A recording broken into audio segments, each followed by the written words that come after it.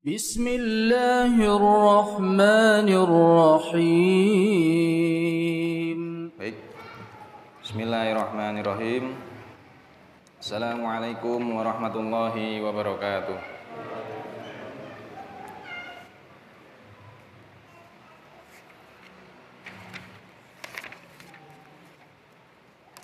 Rabbi shrah li sadri wa yassir li amri wahlul 'uqdatam min lisani yafqahu qawli.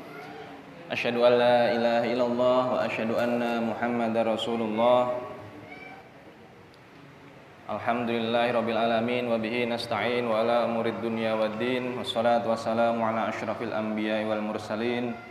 Alhamdulillah ala jami'i ni'amillah. Wassalatu wassalamu ala Rasulillah nabiyyina wa maulana Muhammadin ibni Abdillah wa ala alihi wa sahbihi wa mawala. La haula wa la quwwata illa billah, amma ba'du. Alhamdulillahirabbil alamin. Pada kesempatan kali ini kita masih diberikan izin oleh Allah. Mari kita panjatkan syukur kita, rasa syukur kita kepada Allah yang mana telah memberikan kita nikmat waktu, nikmat kesehatan, nikmat sempat, sehingga kita masih dapat berkumpul di masjid ini, kita masih dapat bermuajah bersama-sama belajar, bersama-sama berbagi ilmu dalam kajian rutin Tamasya insyaallah pada periode kali ini. Tak lupa sholawat serta salam marilah kita haturkan kepada junjungan Nabi besar kita Nabi Muhammad SAW, yang mana berkat beliaunya lah kita sebagai penerus umatnya dapat merasakan kedamaian Islam hingga saat ini, serta kita nantikan syafaat beliau di yaumil akhir nanti. Amin Allahumma amin. Dan terima kasih kepada teman-teman Tamasya yang masih konsisten dan istiqomah hingga episode kali ini. Episode keberapa, Mas? Alhamdulillah. Mungkin kalau dibikin sinetron itu sudah panjang sekali. Ya alhamdulillah. Semoga kajian positif seperti ini, kegiatan positif seperti ini bisa terus berlanjut, dan semoga nanti bisa tumbuh kader-kader pemimpin atau yang dapat berbagi ilmu di sini. Semoga nanti untuk tahun-tahun kedepannya dapat muncul wajah-wajah baru. Walaupun saya juga baru di sini, semoga nanti dapat ada wajah-wajah baru yang dapat mengisi atau mungkin sering berbagi ilmu di majelis ini. Semoga kita senantiasa dirahmati oleh Allah, Islam yang semakin kuat, iman yang semakin mantap, ibadah yang semakin istiqomah, takwa yang semakin sempurna, serta hidup yang semakin mulia. Amin Allahumma amin. Sebelum kita masuki tema pada hari ini, yaitu tentang sunnah-sunnah pada hari Jumat. Kalau kita berbicara sunnah, insya Allah di hari Jumat itu banyak sunnah yang dikerjakan. Tidak beda dengan hari-hari yang lain, akan tetapi pada hari Jumat ini untuk pahalanya dilipat gandakan. Namun sebelum masuk ke tema, saya ingin sedikit bercerita. Ketika saya diberi kesempatan untuk dapat berbagi ilmu di kajian di sini, saya ingat ketika yang periode kemarin saya salah menuju masjidnya. Saya waktu itu menuju ke masjid yang depan panti asuhan. Saya kira di situ waktu itu. Ketika saya disampaikan dari teman saya, diminta untuk mengisi kajian atau berbagi ilmu di kajian Tamasya ini, saya teringat ketika saya menuju masjid itu. Dulu saya pernah diajak, istilahnya pesantren kilat kalau zaman sekarang, merasakan sedikit rasanya gimana jadi anak pondok. Ketika itu saya diajak oleh teman saya, sahabat saya, yang alhamdulillah beliau dapat hadir bersama kita pada malam hari ini. Saya merasakan sebentar menjadi anak pondok waktu itu. Pertama kali saya merasakan dunia pendidikan di lingkungan pondok itu betul-betul menyenangkan, sangat menyenangkan. Walaupun banyak rasa prihatinnya di dalamnya. Ketika itu SD kurang lebih. Jadi mengisi waktu kosong liburan itu saya diajak oleh teman saya untuk mondok atau pesantren kilat di panti asuhan tersebut. Yang biasanya kalau makan di rumah itu bisa makan apa saja. Kalau di pondok kita makan apa adanya. Yang ada di pondok ya itu kita makan bersama. Yang biasanya kalau pagi itu kita bisa bangun kapan saja, itu kita harus pagi-pagi betul sebelum subuh kita dibangunkan waktu itu untuk melaksanakan sholat sunnah tahajud. Lalu dilanjut dengan sholat subuh berjamaah dan dilanjut dengan ngaji. Ketika itu guru kami yaitu Ustadz Ainul Yakin, beliau yang membimbing kami waktu ngaji dan mondok di situ. Selama mengisi waktu liburan itu begitu banyak pengalaman yang saya dapatkan dalam mondok tersebut. Saya belajar banyak tentang berbagi, saya belajar banyak tentang istilahnya kalau orang Jawa itu bilang tirakat. Karena tidak semua yang kita rasakan itu selalu enak terus. Kita harus banyak tirakatnya. Karena yang kita tirakatkan sekarang insya Allah akan kita petik hasilnya. Maka dari itu mungkin beberapa ilmu tadi tentang pondok yang sedikit dapat saya bagikan. Untuk memasuki tema pada hari ini, sebelum kita masuki tema tentang sunnah-sunnah yang ada pada hari Jumat, sebelumnya untuk hari-hari dalam nama-nama hari dalam bahasa Indonesia itu sering atau mungkin banyak diserap dari bahasa Arab yang mungkin kalau kita semuanya teliti, kita semuanya jeli, bahasa Arab itu banyak diserap oleh bahasa Indonesia. Seperti halnya yang hari Ahad. Hari Ahad itu diserap dari bahasa Arab, yaitu Yaumul Ahad. Ahad itu artinya satu atau esa. Qul huwallahu ahad. Katakanlah dialah Allah yang Maha Esa. Jadi hari pertama itu hari Ahad. Lalu hari Senin. Senin itu diserap dari bahasa Arab Yaumul Isnani. Hari Senin atau hari kedua Isnaini. Begitu pula hari Selasa. Selasa dari Yaumus Sulasai. Sulasa itu dari kata salah satu, hari ketiga. Lalu dilanjut dengan ada hari Rabu, itu Yaumul Arbi'ai, atau kalau dalam bahasa Arab Arba'atun. Arba'atun itu artinya 4. Jadi sudah 4 hari yang diserap dari bahasa Arab ke bahasa Indonesia. Selanjutnya ada hari Kamis. Kamis itu kalau dalam bahasa Arab Yaumul Khamis. Khamis dari kata khamsatun, hari kelima. Lalu hari Jumat, karena memang hari spesial jadi tidak ada serapannya, dilanjut dengan hari Sabtu. Kalau dalam bahasa Arab Yaumus Sabti, dari kata sab'atun, diserap ke Indonesia menjadi hari Sabtu. Begitu.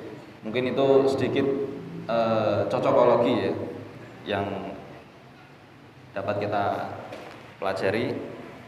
Lalu apa saja sih peristiwa-peristiwa penting pada hari Jumat yang terjadi pada Islam? Jadi pada hari Jumat sebelum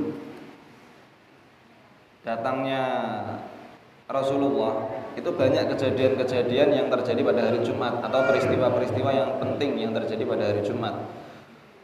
Manusia yang pertama itu diciptakan oleh Allah pada hari Jumat, yaitu Nabi kita, Nabi Adam alaihissalam. Beliau diciptakan oleh Allah tepat ketika hari Jumat. Sebelumnya Allah telah menciptakan malaikat dan iblis. Jadi iblis itu adalah raja di rajanya setan. Jadi iblis dulu diciptakan baru setan. Ketika iblis dan malaikat sudah diciptakan, selanjutnya Nabi Adam diciptakan oleh Allah sebagai manusia pertama dan didapuk menjadi pemimpin oleh segala makhluk Allah. Maka dari itu malaikat dan iblis diperintahkan oleh Allah sujud kepada Nabi Adam sebagai pemimpin dunia pada kala itu. Akan tetapi iblis menolak untuk sujud kepada Nabi Adam karena merasa dirinya lebih hebat, dirinya merasa lebih awal diciptakan dari api, merasa kuat, sedangkan manusia diciptakan dari tanah, merasa lebih dulu diciptakan. Dia enggan, dia angkuh, tidak mau sujud kepada Nabi Adam. Lalu Allah memerintahkan kepada iblis untuk masuk ke dalam neraka. Akan tetapi iblis mengajukan sebuah syarat, bahwasanya iblis akan menggoda atau mengajak atau menjerumuskan umat manusia nantinya untuk ikut ke dalam neraka. Lalu Allah memperbolehkan, silakan untuk nanti mau menggoda atau menjerumuskan umat manusia untuk masuk ke dalam api neraka. Lalu singkat cerita diciptakanlah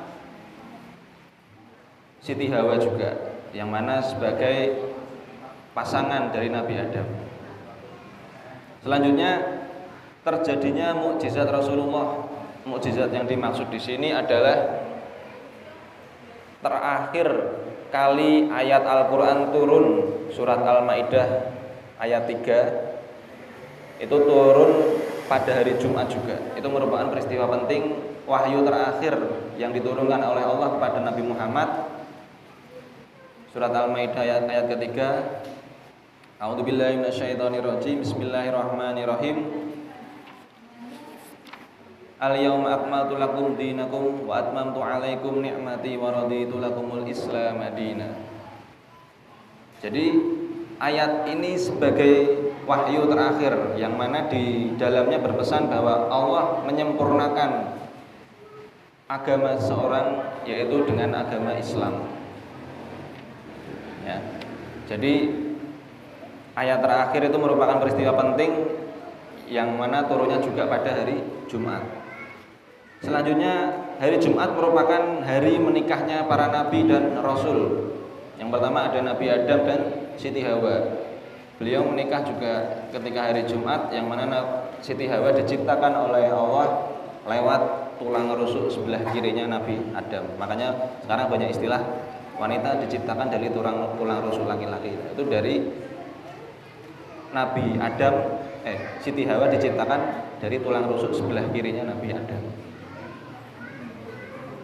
Lalu ada Nabi Yusuf dan Siti Zulaikha. Beliau menikah juga ketika hari Jumat.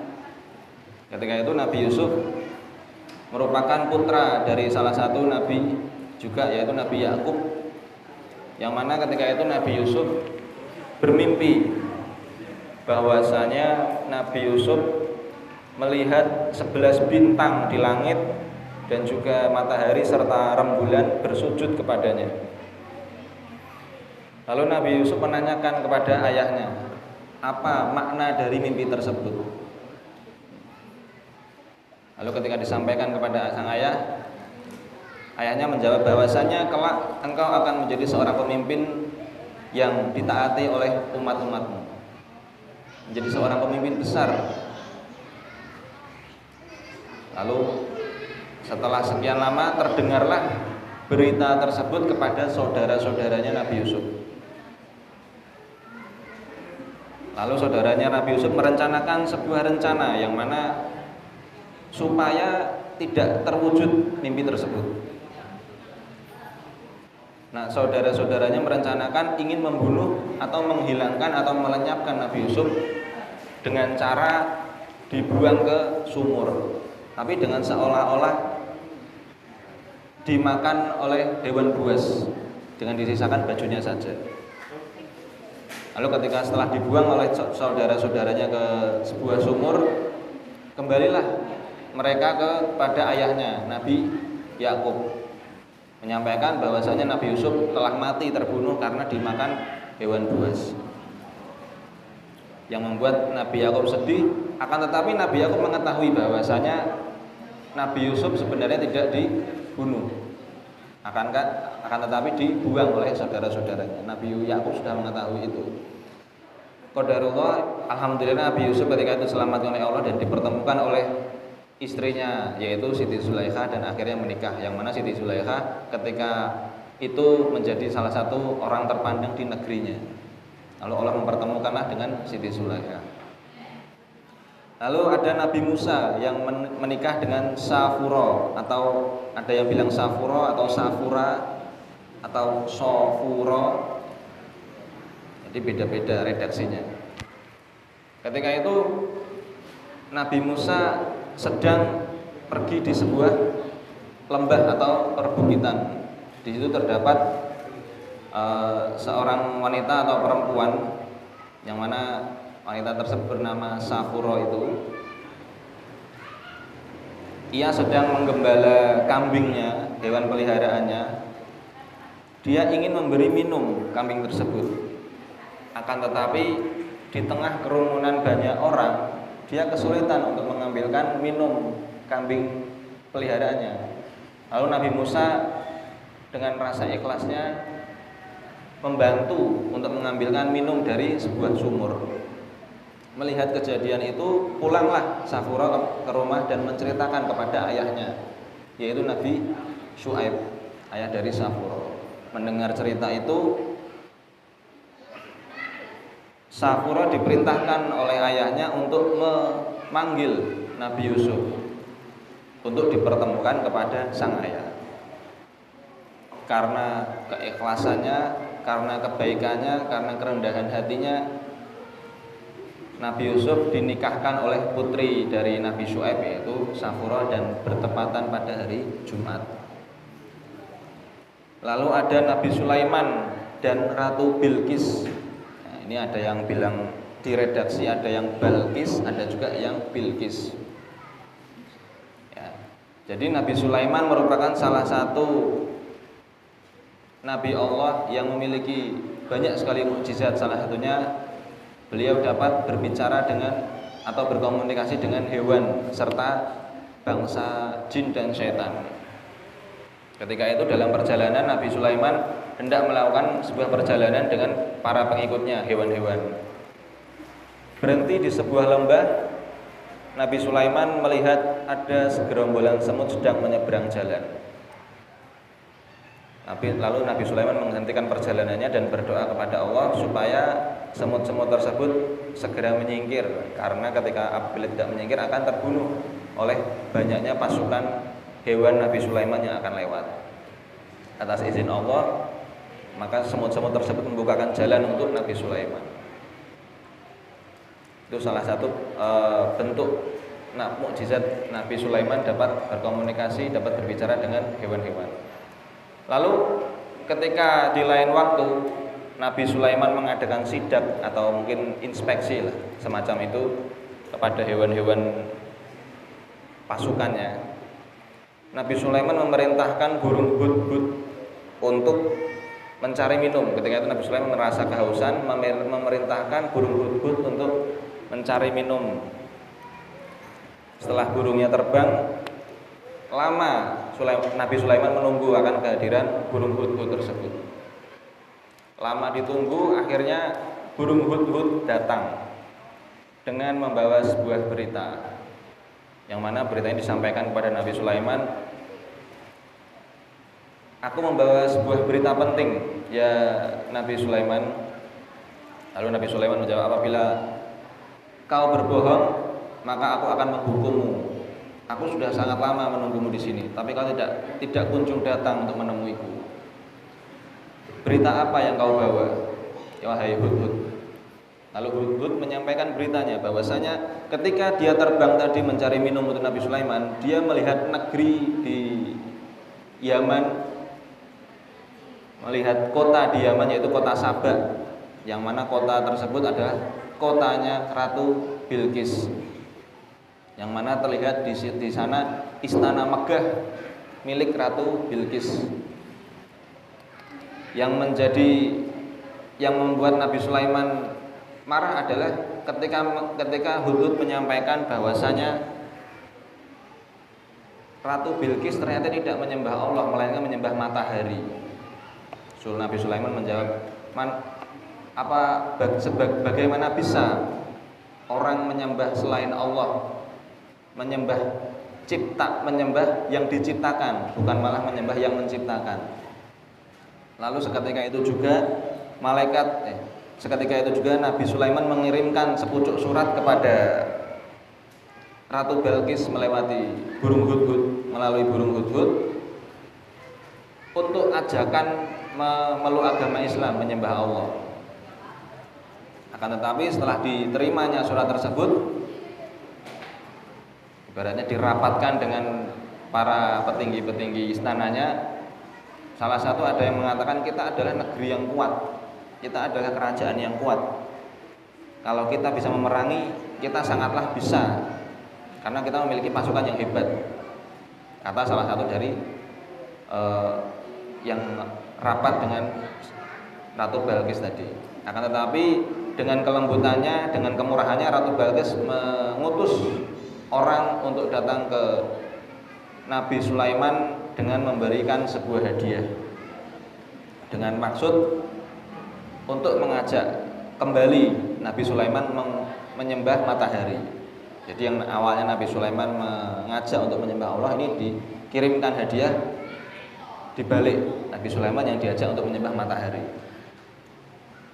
Jadi ketika datang utusannya, Nabi Sulaiman menolak untuk diajak menyembah matahari.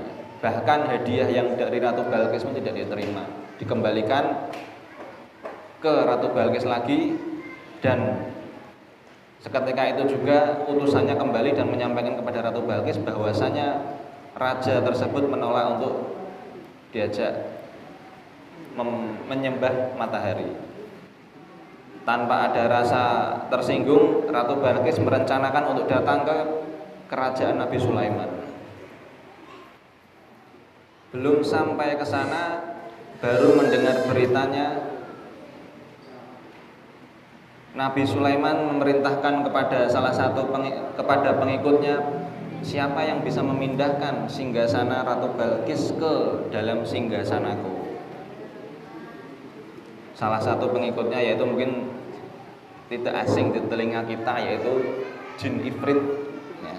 Jin Ifrit itu merupakan salah satu pengikutnya. Dia menyanggupi bahwasanya dia bisa memindahkan singgasananya Ratu Bilqis ke istananya Nabi Sulaiman. Dengan sekejap mata, singgasana tersebut pun bisa berpindah. Setelah datang pasukan Ratu Bilqis ke istana Nabi Sulaiman, betapa kaget dan takjubnya akan kemegahan, akan kemewahan kerajaan milik Nabi Sulaiman. Jadi Nabi Sulaiman menunjukkan kebesarannya lewat mukjizat-mukjizatnya, hingga membuat Ratu Bilqis memeluk agama Islam dan menyembah Allah. Dan mereka pun ditakdirkan oleh Allah menikah juga di hari Jumat. Selanjutnya ada Nabi Muhammad yang menikah dengan Siti Khadijah. Beliau juga menikah di hari Jumat. Ketika itu Nabi Muhammad merupakan karyawan dari Siti Khadijah. Ya, Siti Khadijah bermimpi bahwasanya ia melihat matahari turun dan memasuki rumahnya, menerangi seisi rumah dan bahkan seisi kota Mekah diterangi oleh matahari yang turun ke dalam rumahnya. Beliau menanyakan, apa arti atau makna dari mimpi tersebut? Lalu ternyata arti dari mimpi tersebut ialah bahwasanya Nabi Muhammad kelak akan menjadi suami dari Siti Khadijah. Begitu bahagianya dan begitu gembiranya Siti Khadijah hingga akhirnya mereka menikah di hari Jumat juga. Lalu ada Nabi Muhammad menikah dengan Siti Aisyah juga bertepatan di hari Jumat. Jadi mungkin itu beberapa peristiwa penting yang terjadi pada hari Jumat yang membuat hari Jumat itu begitu spesial karena banyak kejadian-kejadian yang berkaitan dengan Islam terjadi pada hari Jumat. Lalu keberkahan apa saja yang ada pada hari Jumat? Hari Jumat merupakan hari terbaik dan hari rayanya umat Islam. Bahkan banyak di pondok-pondok itu yang liburnya itu juga bertepatan hari Jumat karena merayakan hari rayanya umat Islam. Diliburkan di hari Jumat, bukan di hari Ahad. Lalu hari Jumat merupakan waktu mustajabnya untuk berdoa. Jadi Allah mengkhususkan hari Jumat itu untuk hari khusus. Allah membuka pintu diijabahnya doa-doa di hari Jumat. Lalu untuk sedekah juga lebih diutamakan di hari Jumat karena di dalam hari Jumat banyak pahala-pahala yang dilipat gandakan. Makanya sekarang banyak istilah Jumat berkah, sedekah Jumat, itu banyak sekali.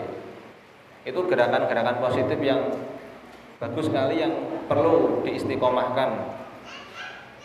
Memang kita sedekah dianjurkan kapan saja boleh, di mana saja boleh. Tetapi juga kita tidak ada salahnya jika kita ingin mengkhususkan di hari Jumat, kita ingin memberikan lebih, kita ingin berbagi lebih dengan orang-orang sekitar kita, supaya kita dilipat gandakan pahala kita karena kita beramal di hari Jumat. Lalu hari terbaik karena juga disunahkan untuk menikah. Mungkin bagi yang belum menikah, jika ingin merencanakan hari pernikahan bisa direncanakan di hari Jumat karena juga merupakan hari nikahnya para rasul dan nabi. Kalau yang sudah ya sudah terjadi, jangan diulangi lagi.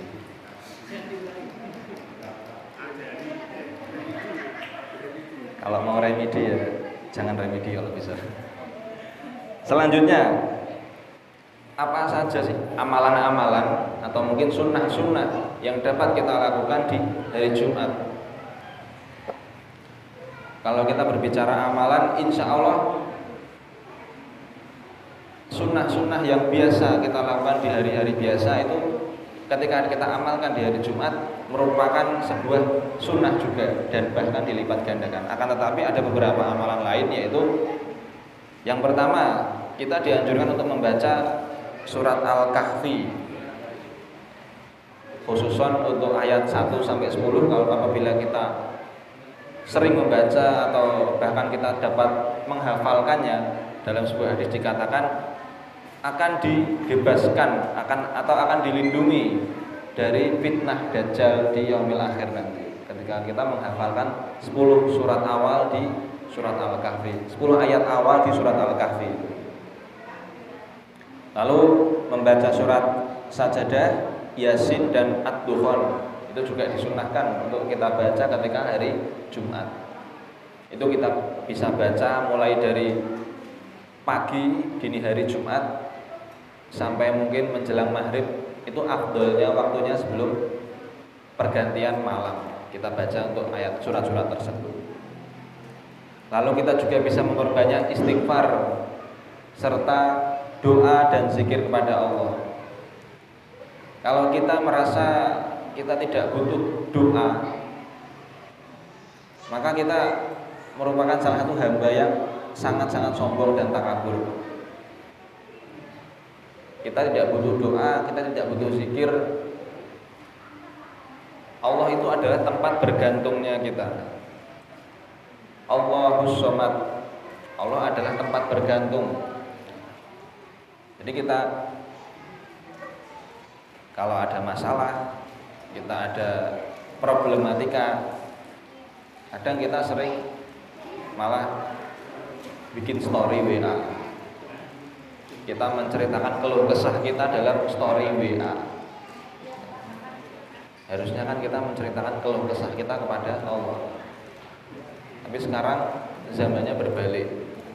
Kita malah menceritakan keluh kesah kita lewat WA.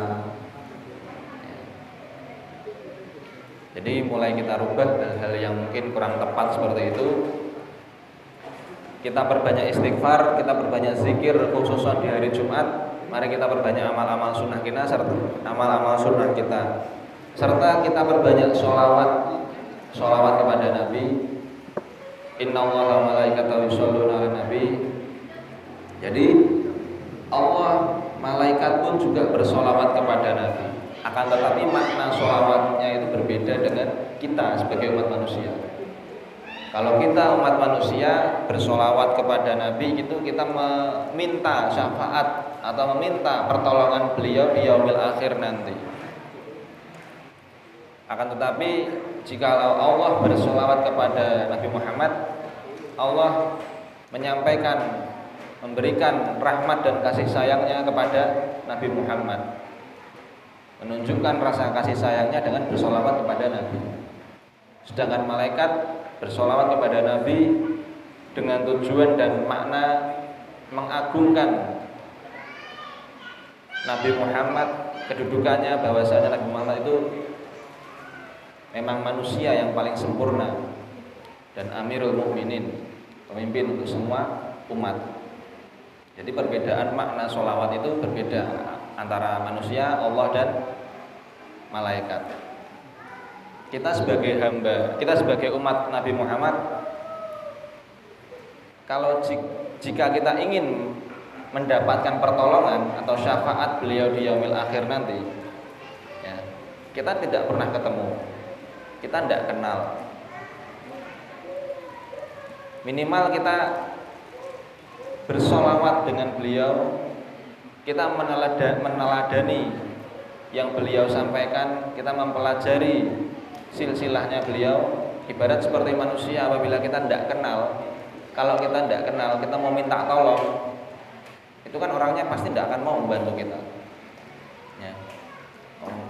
Orangnya tidak kenal tapi kok tiba-tiba minta tolong, apalagi tidak pernah ketemu, tiba-tiba menghubungi, ini pasti mau pinjam uang biasanya, ya. Jadi kalau kita tidak kenal, ya setidaknya kita bersolawat kepada beliau supaya kita nanti mendapatkan syafaat dan pertolongan beliau di yaumil akhir nanti. Jadi diibaratkan ketika kita bersolawat itu seperti gelas yang diisi oleh air, ya.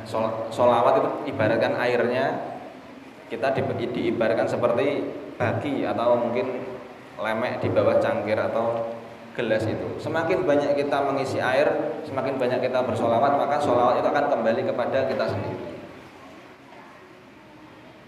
ya. Mari, daripada kita di jalan, mungkin di perjalanan, daripada ngalamun tidak ada kegiatan mulut maksudnya, lebih baik kita banyakin solawat, kita perbanyak solawat. Daripada di jalan naik motor ngerasani uang lewat, lebih baik kita perbanyak sholawat kita kepada Nabi. Selanjutnya, rahasia sholat Jumat. Berapa rahasia sholat Jumat atau mungkin tips-tips sholat Jumat. Yang pertama, yaitu ada mandi wajib sebelum sholat Jumat, ya. Yang dimaksud di sini adalah mandi wajib, bukan hanya sekedar mandi. Jadi yang dimaksud mandi di sini, kita niatkan mandi sebagaimana kita niat mandi wajib seperti setelah jinabat gitu. Jadi bukan hanya sekedar mandi, itu enggak. Jadi kita niatkan mandi tersebut untuk mandi besar, supaya kita mendapatkan sunnahnya, tidak hanya sekedar mandi. Lalu menggunakan wewangian ketika kita akan melaksanakan atau menunaikan sholat Jumat.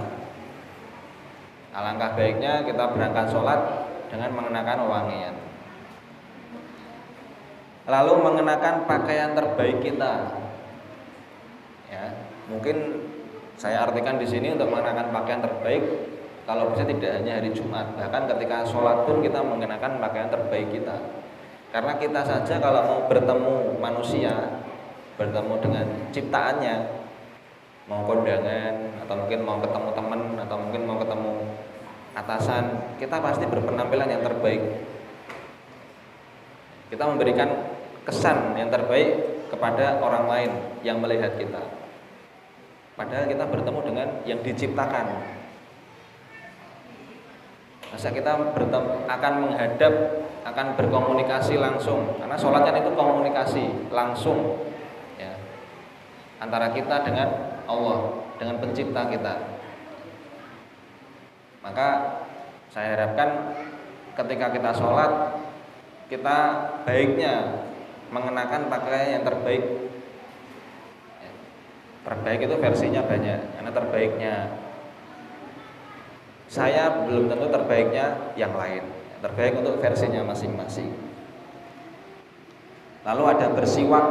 Ya, bersiwak ini berbeda dengan gosok gigi ya. Bersiwak itu pakai kayu, siwak itu khusus untuk bersiwak, bukan gosok gigi. Lalu sholat sunnah untuk menunggu imam dan khatib.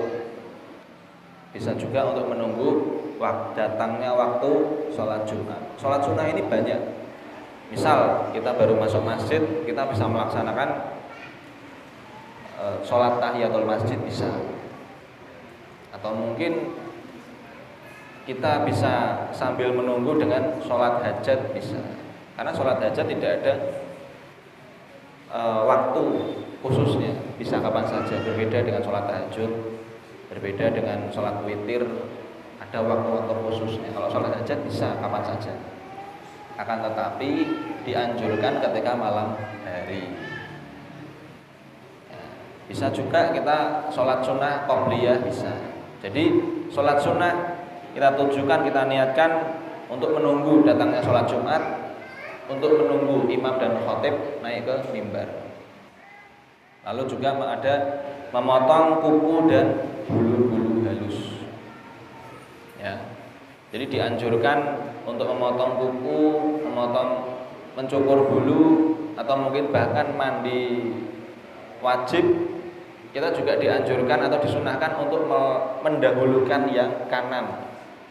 Jadi kita memotong kuku, kita usahakan yang kanan dulu kita bersihkan, baru yang kiri.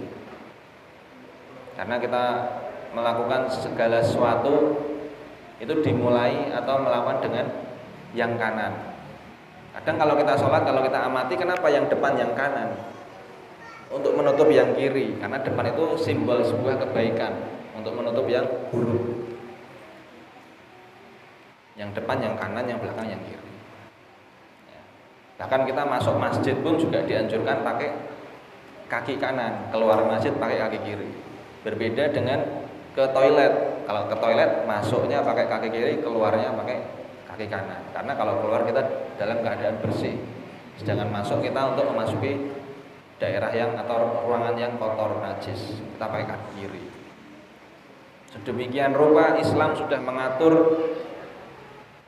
kehidupan kita supaya dapat bernilai ibadah. Tinggal kitanya itu bisa atau tidak menerapkan itu semua menjadi sebuah ibadah. Dari bangun tidur pun sampai tidur kembali, Islam sudah menerapkan segala sesuatu untuk bernilai ibadah.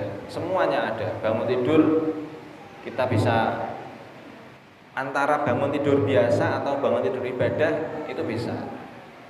Kalau mau asal bangun tidur ya tinggal bangun tidur. Tapi kalau ingin bangun tidur kita bernilai ibadah, kita baca doa, kita bersyukur kepada Allah, alhamdulillahilladzi ahyana. Lalu setelah itu kita lanjut kegiatan yang lain, kita membersihkan diri untuk persiapan sholat subuh. Masuk kamar mandi juga ada doanya. Bahkan ganti baju pun juga ada doanya. Keluar rumah juga ada doanya untuk ke masjid. Jadi semua sedemikian rupa sudah diatur oleh Islam supaya apa yang kita kerjakan dapat bernilai ibadah. Maka dari itu, mari kita berlomba-lomba dalam melakukan perbuatan baik. Mari kita berlomba-lomba dalam beribadah. Kalau kita ingin ibadah kita baik, patutnya kita melihat orang-orang yang ibadahnya lebih baik daripada kita. Maka kita akan terpacu untuk melakukan ibadah lebih baik lagi. Akan tetapi kalau konsepnya rezeki, kalau kita ingin bersyukur, kita melihat yang di bawah kita, supaya kita bisa benar-benar merasakan rasa syukur itu. Kalau konsep rezeki kita ingin bersyukur melihat yang di atas kita, ya, kita tidak akan merasa cukup. Kita akan selalu merasa kurang. Begitu. Ya.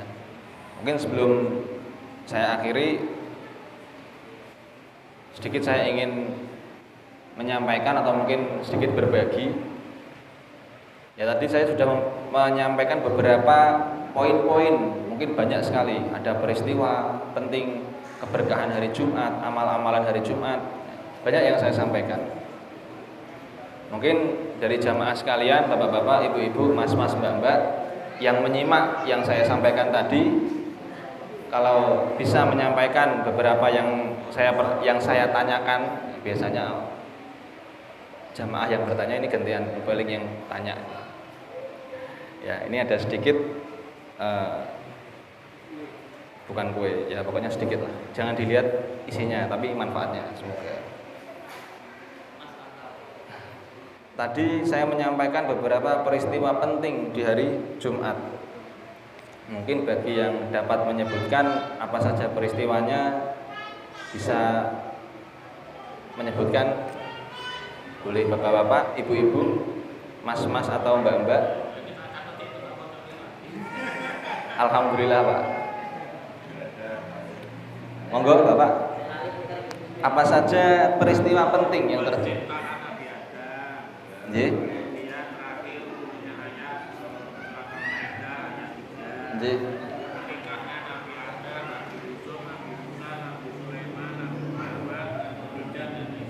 Nggih.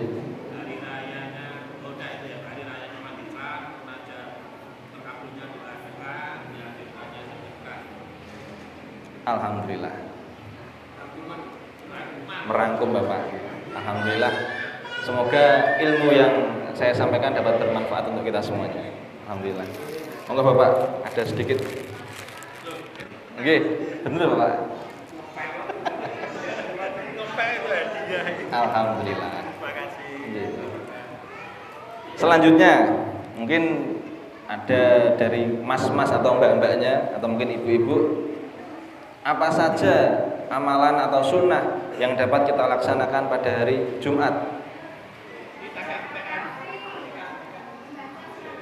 Al-Kahfi, nggih, Bu.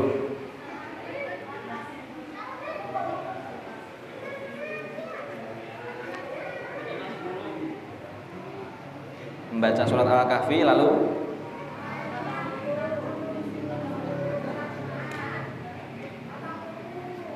memotong kuku, lalu apa lagi? Membaca sholawat, lalu 3 aja, itu baru 2 tadi. Innallaha yuhibbul witra, sebenarnya Allah menyukai yang ganjil. Tadi baru 2, 1 aja, biar 3. Mandi wajib, tapi bukan hanya sekedar mandi loh ya. Kita niatkan mandi tersebut supaya menjadi mandi wajib. Ya silahkan tadi yang menjawab siapa, boleh maju atau mungkin diwakilkan oleh putrinya atau putranya. Ini putranya Bu Ardi Mas. Ya monggo Mas, silahkan.